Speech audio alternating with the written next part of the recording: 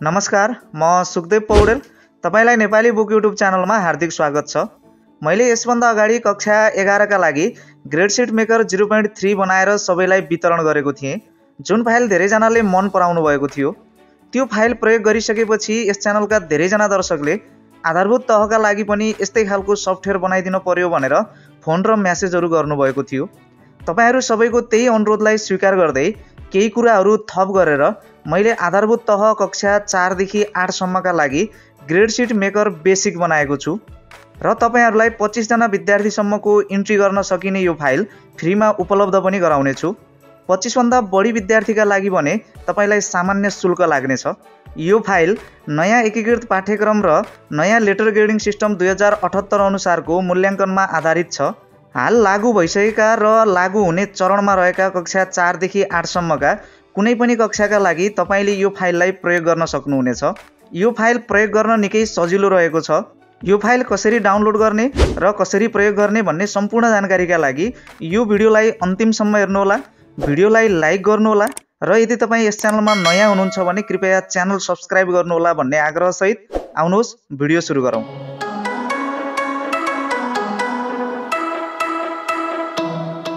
सबैभन्दा पहिला यो भिडियोको तलपट्टि डिस्क्रिप्सनमा मैले एउटा लिंक दिएको छु, त्यो लिंकमा जानुहोला र त्यहाँबाट तपाईले ग्रेडशीट मेकर बेसिक भन्ने जुन नामको चाहिँ यो जिप फोल्डर रहेको छ, यो जिप फोल्डरलाई चाहिँ तपाईले डाउनलोड गर्नुहोला। यसको नाम रहेको छ ग्रेडशीट मेकर बेसिक।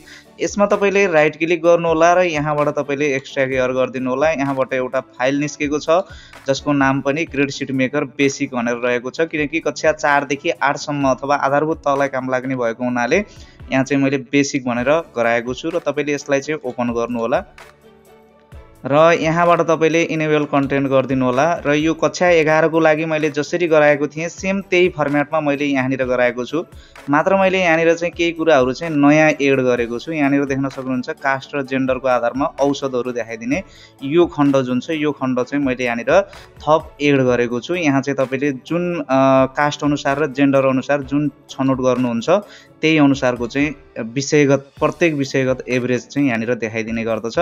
यसलाई कसरी प्रयोग गर्ने भन्ने कुरा म अहिले चाहिँ पछि बताउने छु। अब यो ड्याशबोर्डका कुराहरू त तपाईले कक्षा 11 को चलाउँदाखेरि यहाँनिर तपाईले थाहा पाउनु भएकै छ। यहाँ चाहिँ के कुराहरू हुन्छन् भन्ने कुराहरू सबै कुराहरू यहाँनिर त्यही नै रहेका छन्। टोटल स्टुडेन्ट उही हो, एब्सेन्ट स्टुडेन्ट, नट ग्रेडेड अथवा विथहेल्ड स्टुडेन्ट, टप 5 लेस 5 लगायतका यी ग्राफहरू, यो चाहिँ एचिभमेन्ट देखाइदिने सबै कुराहरू एकदम विस्तृत विवरणात्मक रिपोर्टहरू चाहिँ यहाँनिर स्वतः जेनेरेट हुनेछ।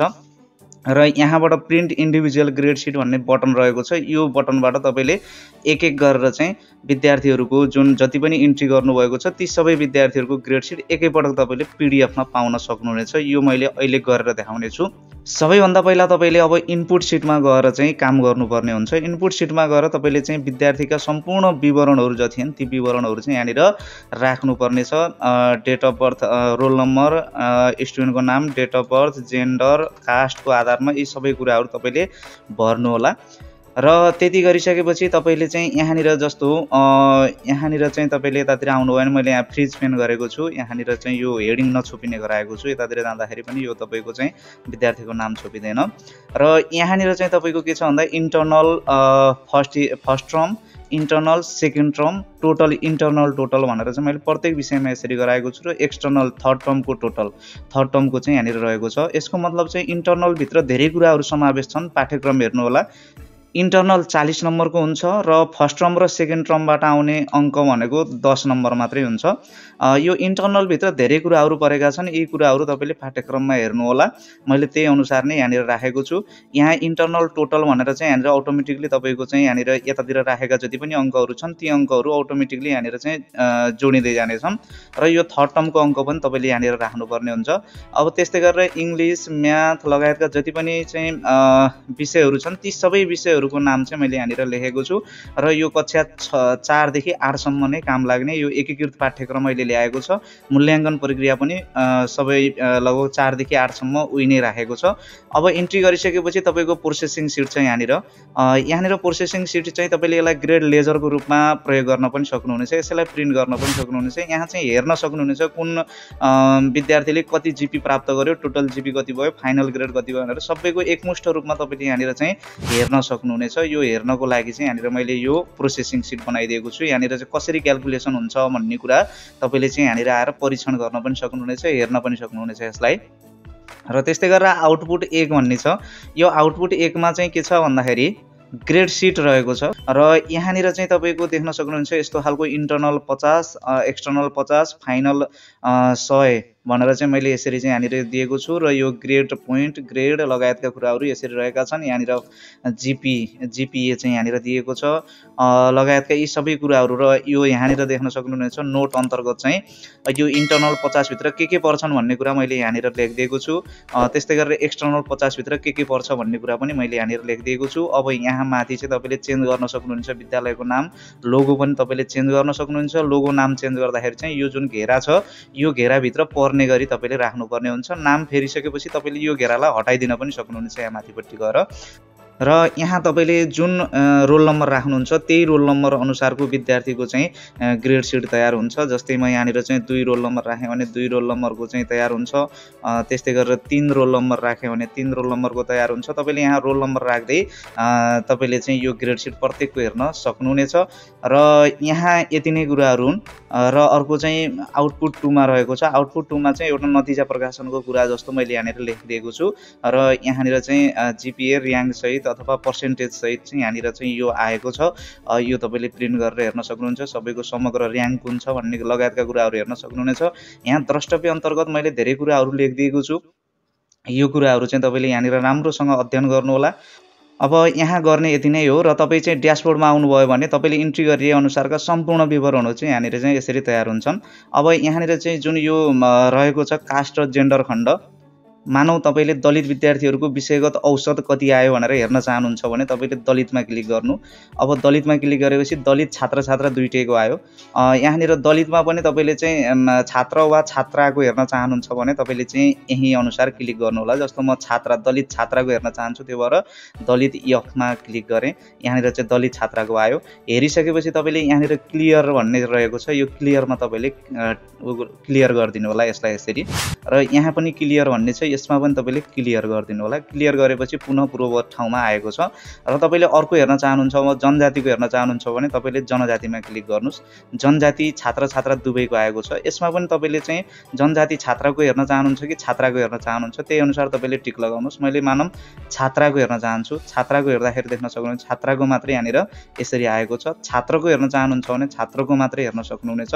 र हेरिसकेपछि तपाईँले यहाँबाट यसरी क्लियर गरिदिनु होला। यसरी चाहिँ यसलाई क्लियर गरेर छोडिदिनु होला। र यहाँनिर यो एउटा गजबको चाहिँ जुन फिल्ड छ यो फिल्ड चाहिँ मैले यहाँनिर राखेको छु। यो फाइल तयार गर्नको लागि निकै नै मेहनत लागेको छ। त्यसकारण तपाईँहरूले यो भिडियोलाई लाइक गरिदिन चाहिँ नभुल्नु होला। कमेन्ट अनिवार्य गर्नु होला, लाइक अनिवार्य गर्नु होला र च्यानल सब्स्क्राइब गर्नुभएको छैन भने कृपया च्यानल सब्स्क्राइब पनि गरिदिनु होला। भिडियोलाई सेयर पनि गरिदिनु होला र एउटा हौसला स्वरूप लाइक कमेन्ट गरिदिनु हुनेछ भन्ने मैले आशा गरेको छु। र अब यसपछि यहाँनिर चाहिँ प्रिन्ट इन्डिभिजुअल ग्रेड सिट भन्ने जुन बटन छ यो बटनको काम म यहाँनिर बताउन गइरहेको छु। यसमा तपाईँले क्लिक गर्नु होला। यसमा क्लिक गरेपछि तपाईँले एकछिन चाहिँ धैर्य गर्नु होला। एकछिन धैर्य गरेपछि तपाईँको चाहिँ यहाँनिर एउटा बक्स आएको छ।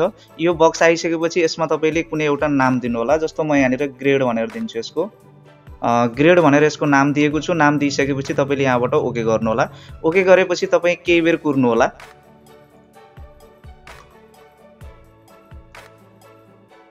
र यहाँनिर देख्न सक्नुहुन्छ तपाईँले इन्ट्री गरिएका जति पनि विद्यार्थीहरू छन् ती सबै विद्यार्थीहरूको जुन ग्रेड सिट छ यो ग्रेड सिट चाहिँ सबै विद्यार्थीहरूको मैले 16 जना विद्यार्थीहरूको इन्ट्री गरेको थिएँ। ती 16 जना विद्यार्थीहरूको जुन ग्रेड सिट छ एक एक गरेर सबैको यहाँनिर आएको छ। अब तपाईँले आवश्यकता अनुसार यसलाई चाहिँ प्रिन्ट गर्न सक्नुहुनेछ। यो एकदमै गजब तरिकाले चाहिँ यहाँनिर यसरी देखिने गर्दछ र यसलाई तपाईँले हेरिसकेपछि क्लोज प्रिन्ट गर्न सक्नुहुन्छ। प्रिन्ट गरेपछि यसलाई क्लोज गर्न सक्नुहुन्छ। म क्लोज गर्छु। यहाँ ओके गरिदिनु होला।